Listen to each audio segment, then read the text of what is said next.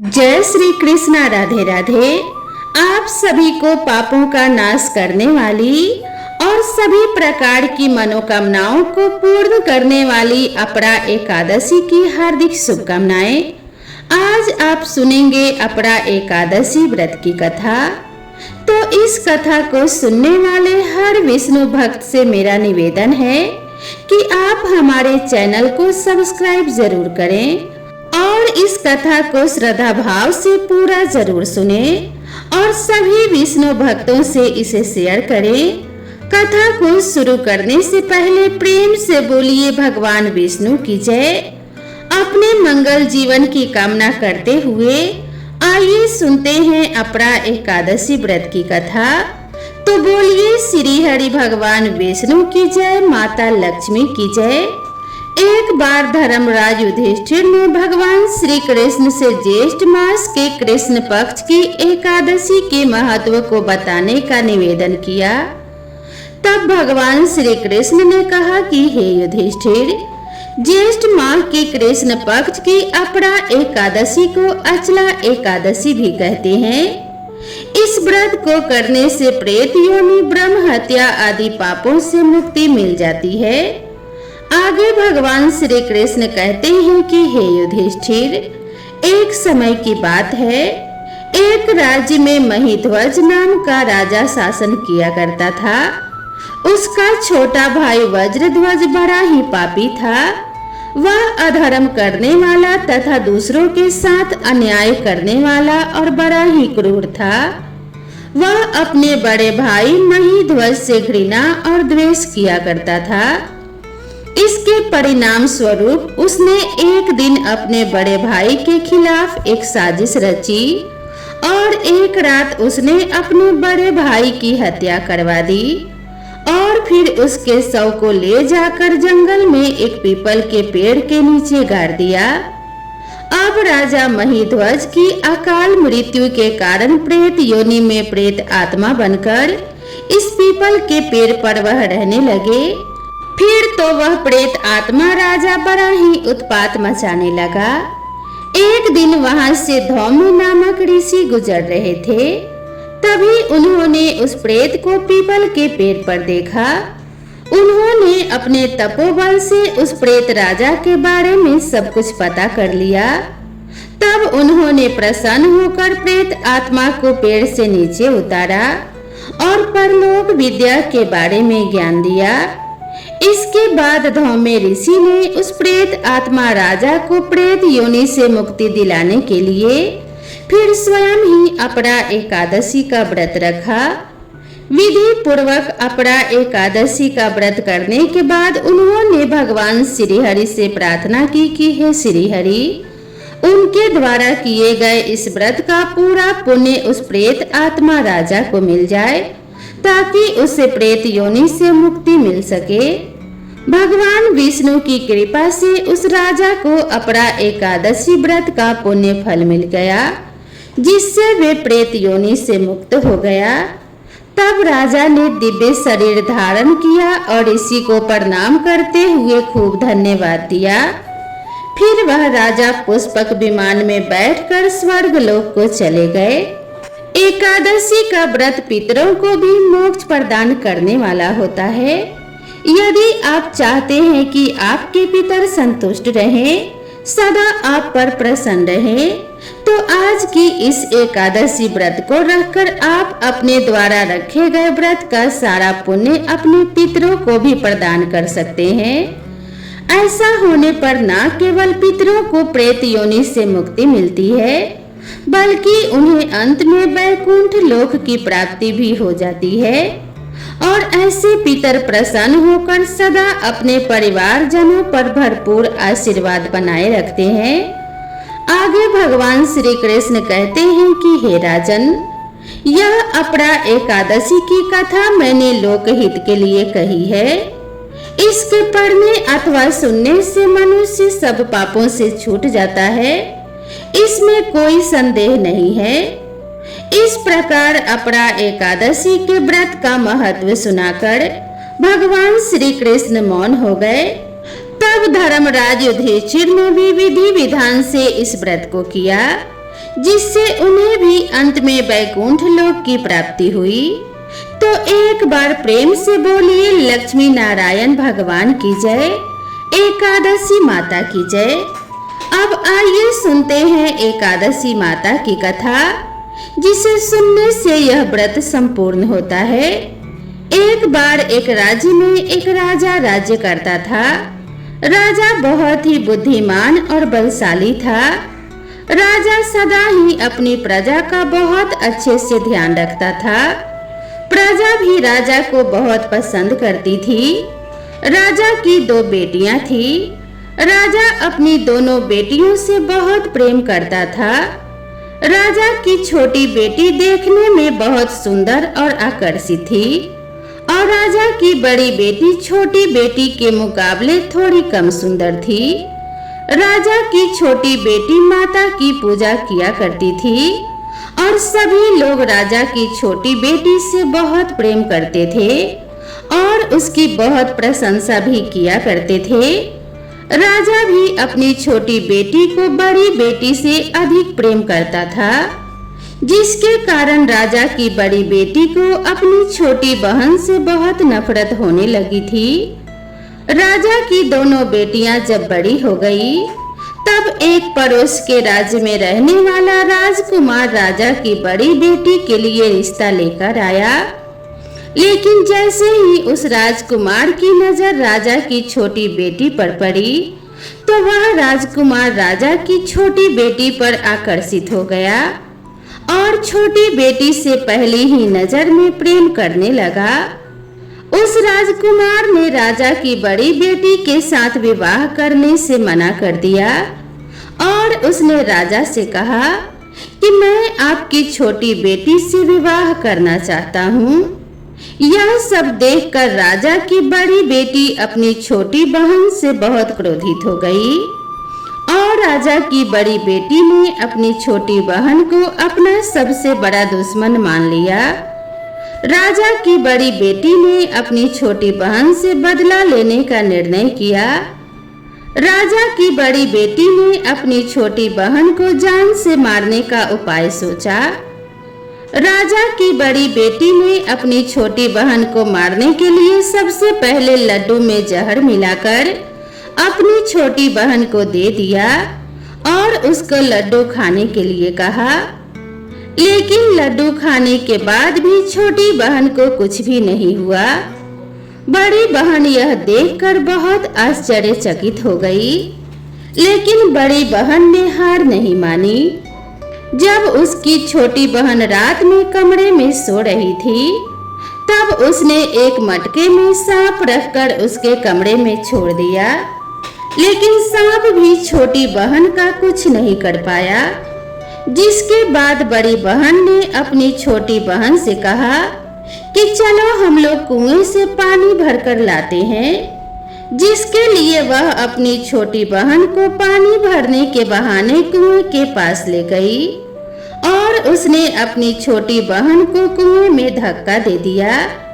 लेकिन छोटी बहन को तब भी कुछ भी नहीं हुआ, क्योंकि हर बार ग्यारस माता उसकी रक्षा कर रही थी और उधर बड़ी बहन अपने सारे प्रयास के बाद भी असफल हो रही थी, जिससे वह बहुत क्रोधित हो गई और फिर उसने अपनी छोटी बहन के पास जाकर उससे प्रश्न किया कि मेरी छोटी बहन, क्या तुमको पता है कि भगवान ने सबकी मृत्यु एक निश्चित समय पर लिखी है और कैसे तुम्हारी और मेरी मृत्यु होगी, क्या तुम यह जानती हो?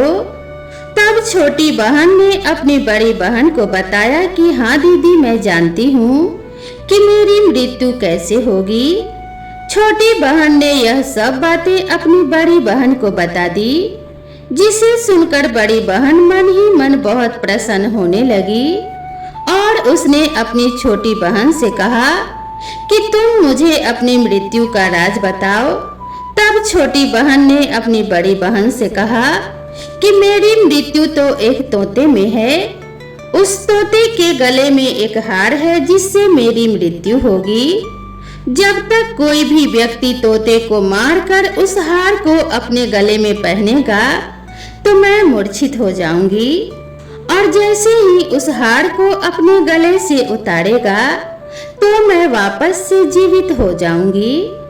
अपनी छोटी बहन की मृत्यु का राज जानकर बड़ी बहन बहुत खुश हुई और उसने अपनी छोटी बहन को मारने के लिए उसके पालतू तोते को ढूंढना शुरू कर दिया। और छोटी बहन को इस बात का आभास हो गया था कि कोई उसकी जान लेना चाहता है, जिसके लिए वह अपने पिताजी के पास गई और उसने अपने पिताजी से कहा कि पिताजी, मेरी मृत्यु के बाद आप मुझे जलाना नहीं, बल्कि मुझे अपनी पुरानी हवेली में एक पलंग पर लेटाकर छोड़ देना। अपनी छोटी लड़की की यह बातें सुनकर राजा बहुत आश्चर्यचकित हो गया। राजा ने अपनी छोटी बेटी से पूछा कि बेटी, तुम यह क्या कर रही हो और यह क्यों कह रही हो? तब राजा की छोटी बेटी ने बताया कि पिताजी, समय किसी के लिए नहीं रुकता है, कब किसको क्या हो जाए इसका किसी को भी कुछ नहीं पता। फिर राजा ने अपनी छोटी बेटी से कहा कि बेटी, तुम ऐसी बातें क्यों कर रही हो? 2-3 दिन के बाद तो तुम्हारा विवाह है। लेकिन छोटी बेटी ने अपने पिताजी को ऐसा करने पर मजबूर कर दिया और उनसे वचन ले लिया। राजा ने भी अपनी छोटी बेटी की बात को स्वीकार कर ली। 2-3 दिनों के बाद जब शादी का समय आया तब राजकुमार बारात लेकर राजा के घर आया। राजकुमार और राजा की छोटी बेटी का विवाह शुरू हो गया।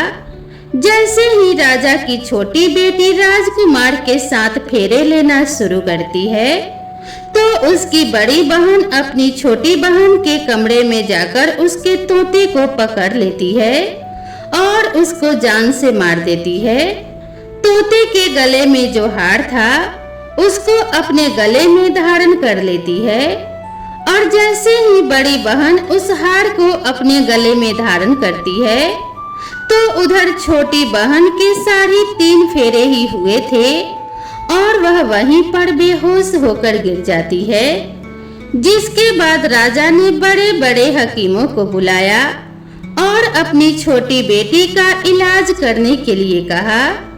राजा की बात सुनकर जब वैद्य ने छोटी बेटी को देखा तो राजा को बताया कि आपकी छोटी बेटी ना तो जीवित है और ना ही मरी हुई है। ऐसा तो मैं अपने जीवन में पहली बार देख रहा हूँ। राजा ने वैद्य और हकीमों को यह बात बाहर बताने से मना कर दिया और उनको कहा कि अगर तुमने यह बात बाहर किसी को बताई तो हम तुमको फांसी की सजा दे देंगे। राजा ने अपनी छोटी बेटी को पुराने महल में ले जाकर एक पलंग पर लेटा दिया और वहां पर कुछ सैनिकों को तैनात कर दिया। इसके बाद राजा वापस अपने महल में आ गया। राजा की बड़ी बेटी अपने पिताजी के पास आई और कहने लगी कि पिताजी, अगर यह शादी संपन्न नहीं हुई तो आपकी इज्जत का क्या होगा? आप कहें तो मैं आपकी इज्जत बचाने के लिए राजकुमार से शादी करने के लिए तैयार हूँ। जिसके बाद राजा ने अपनी बड़ी बेटी की बात मान ली और राजा ने बड़ी बेटी को छोटी बेटी के कपड़े पहनाकर मंडप में भेज दिया। लेकिन राजकुमार यह जान गया कि यह राजा की छोटी बेटी नहीं है, बल्कि यह राजा की बड़ी बेटी है। जब राजकुमार ने शादी करने से मना किया तो सभी लोगों ने राजकुमार को बेबस करके राजा की बड़ी बेटी से बचे हुए फेरों को संपन्न करा दिया और विवाह संपन्न हुआ। जिसके बाद राजकुमार राजा की बड़ी बेटी को अपने महल में ले गया। विवाह होने के बाद राजकुमार उससे ना तो बात करता था और ना ही उसे पसंद करता था और ना ही उसके आसपास भटकता था। राजकुमार ने यह फैसला लिया था कि वह अपनी प्रेमिका को ढूंढ कर ही रहेगा और यह जानकर ही रहेगा कि उसके साथ क्या हुआ है। एक दिन राजकुमार अपने घोड़े पर सवार होकर राजा के पुराने महल के पास पहुंचा, जहां पर उसने कुछ सैनिकों को देखा महल के पास पहुंचकर राजकुमार ने जब महल को ध्यान से देखा तो वह समझ गया कि यह तो हमारे ससुर जी का ही महल है।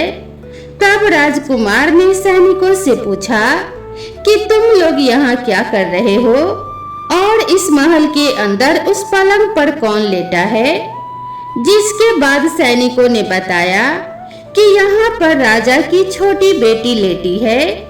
ये सुनकर राजकुमार बहुत प्रसन्न हो गया और वह तुरंत अपनी प्रेमिका के पास पहुंच गया और उसकी सेवा करने लगा। जैसे ही रात हुई तो राजा की छोटी बेटी उठकर खड़ी हो गई। राजकुमार यह देखकर बहुत खुश हो गया और उसने अपनी प्रेमिका से पूछा कि तुम यहाँ क्या कर रही हो, तुम मेरे साथ मेरे घर चलो। तब राजा की छोटी बेटी ने राजकुमार को सारी बातें बता दी कि मेरी जान एक तोते में बसती थी और मैंने यह बात सिर्फ अपनी बड़ी बहन को ही बताई थी और मुझे पता है कि उसने ही मुझे मारने का प्रयास किया है। उसके पास एक हार है जिसको वह सुबह पहन लेती है और रात को उतार देती है। जब तक वो हार पहन कर रखती है तब तक मैं मूर्छित रहती हूँ और जैसे ही वो हार को उतार देती है तो मैं जीवित हो जाती हूँ। जब तक मेरी बड़ी बहन के पास वो हार रहेगा तब तक मैं ऐसे ही जीवित और मूर्छित होती रहूंगी। अगर मेरी बड़ी बहन के पास जो हार है वो मेरे हाथ लग जाए तो मैं हमेशा के लिए जीवित हो जाऊंगी। राजकुमार यह सब बातें सुनकर राजा की छोटी बेटी के पास रहने का निर्णय ले लेता है और उसने अपने बचे हुए सारे फेरे उस पलंग में लेटी हुई राजा की छोटी बेटी के साथ ले लिए और अपना विवाह संपूर्ण कर लिया और वहीं पर रहने लगा। देखते ही देखते कुछ समय में राजा की छोटी बेटी और राजकुमार की पत्नी गर्भवती हो गई। एक दिन राजकुमार को किसी काम से बाहर जाना पड़ा। तब छोटी बहन के पेट में बहुत तेज दर्द होने लगा, जिसके बाद उसने ग्यारस माता का आवाहन किया। जिसके बाद वहां ग्यारस माता प्रकट हुई और उन्होंने अपने भक्त के दर्द को दूर किया और उसे एक पुत्र की प्राप्ति करवाई। और वहीं पर अचानक से राजकुमार भी आ गया। राजकुमार ने ग्यारस माता को देखा तो वह आश्चर्यचकित हो गया और उसने तुरंत ग्यारस माता को प्रणाम किया। ग्यारस माता ने राजकुमार से कहा कि जब तुम्हारा पुत्र 5 वर्ष का हो जाए तो तुम आकर अपनी पत्नी का हार इसके गले में डाल देना। देखते ही देखते राजकुमार और राजा की छोटी बेटी का पुत्र 5 वर्ष का हो जाता है।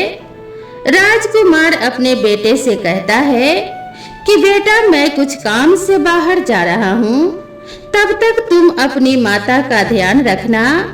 और इतना कहकर राजकुमार वहां से चला जाता है। राजा को बाहर निकलता देख बड़ी बहन के सैनिक देख लेते हैं और बड़ी बहन को जाकर सारी बात बता देते हैं। जिसके बाद बड़ी बहन अपनी छोटी बहन के पुत्र को वहां से उठवा लेती है और उसे मरवा देती है। छोटी बेटी के पुत्र के 2 टुकड़े करवा देती है। उसके बाद पहला टुकड़ा चक्के के पास छुपा देती है और दूसरा टुकड़ा अपने पलंग के नीचे रख लेती है। अब ग्यारस माता भिखारी का रूप लेकर आती हैं और एक भिखारी का रूप रखकर बड़ी बहन के पास चली जाती है। जिसके बाद वहां भिक्षा मांगने लगती है तो बड़ी बहन अपने नौकरों से कहती है कि जाकर भिक्षा दे दो। लेकिन जैसे ही नौकर ग्यारस माता को भिक्षा देने के लिए आते हैं तो ग्यारस माता उन्हें मना कर देती है और कहती है कि मैं तुम्हारी महारानी से ही भिक्षा लूंगी। जिसके बाद बड़ी बहन स्वयं ही भिक्षा देने के लिए माता के पास आती है। तब तक माता एक बिल्ली का रूप लेकर उसके कमरे में चली जाती है और वहां पर छोटी बेटी के पुत्र के 2 टुकड़ों को आपस में जोड़ देती है और उसे जीवित कर देती है। फिर उसे वहां से लेकर चली जाती है। राजकुमार अपने बेटे को लेकर अपने पत्नी के पास जाता है और उससे कहता है कि तुम इसका ध्यान रखना। अगर तुम इस बच्चे का अच्छे से ध्यान रखोगी तो ही मैं तुमसे बात करूंगा। एक दिन राजकुमार अपने बच्चे से कहता है कि तुम अपनी माँ से उसके गले का हार मांग लो। यह सुनकर वह लड़का अपनी बड़ी माँ के पास जाता है और वह हार मांगने लगता है। यह सुनकर पहले तो बड़ी बहन बहुत क्रोधित होती है, पर उसको यह याद आता है कि राजकुमार ने कहा था कि अगर मैं इस बच्चे का अच्छे से ध्यान रखूंगी तो ही वह मुझसे बात करेंगे, जिसके कारण वह हार उस बच्चे को दे देती है और वह तुरंत हार को ले जाकर अपने पिताजी को दे देता है। तभी राजकुमार अपने बेटे को लेकर वहां से जाने लगता है और अपने पत्नी से कहता है कि तुम हमारे लिए खाना बनाकर रखना, मैं शाम को आकर तुम्हारे साथ ही खाना खाऊंगा। और वह अपने बेटे को लेकर वहां से चला जाता है, जिसके बाद वह राजा के पास जाता है और उनको सारी बातें बता देता है। राजा अपनी बड़ी बेटी की यह करतूत सुनकर बहुत क्रोधित होते हैं और अपनी परवरिश को ही दोष देने लगते हैं। राजकुमार को अपनी छोटी बेटी के साथ रहने के लिए आदेश दे देते हैं। इस प्रकार ग्यारस माता की कृपा से राजकुमार और राजा की छोटी बेटी का जीवन सुखी और संपन्न हुआ और उसके ऊपर आए सभी कष्ट दूर हुए। ग्यारस माता ने उसकी हर विपत्ति में रक्षा की और उसके जीवन को सुखमय बना दिया। इसी प्रकार एकादशी और ग्यारस माता के व्रत रखने वाले सभी भक्तों का कल्याण होता है। उनके जीवन में कभी कोई कष्ट और संकट नहीं आता। तो प्रेम से बोलिए एकादशी माता की जय, भगवान श्री हरि विष्णु और माता लक्ष्मी की जय। तो दोस्तों, आप सभी को यह कथा कैसी लगी कृपया कमेंट करके जरूर बताएं। चैनल पर पहली बार आए हैं तो चैनल को सब्सक्राइब करना ना भूलें और इसी तरह की नई नई कथाओं और नई नई कहानियों के लिए मेरे चैनल से जुड़े रहें। वीडियो पसंद आई हो तो इसे एक लाइक करें और अपने सभी परिवार और मित्रों के साथ शेयर करें। तो मिलते हैं इसी तरह की नेक्स्ट वीडियो में, तब तक के लिए राधे राधे।